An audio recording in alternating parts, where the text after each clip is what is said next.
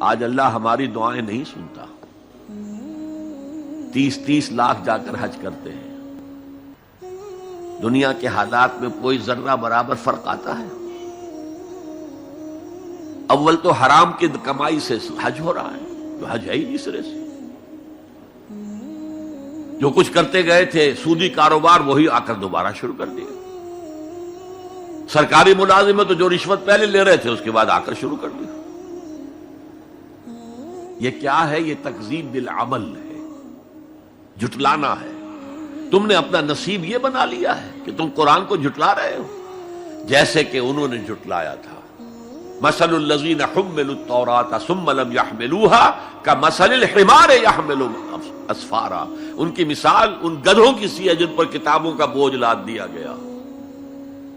مکالمات فلاں تم گٹھڑی باندھ کر گدھے کے اوپر رکھ دیجئے تو کیا وہ واقع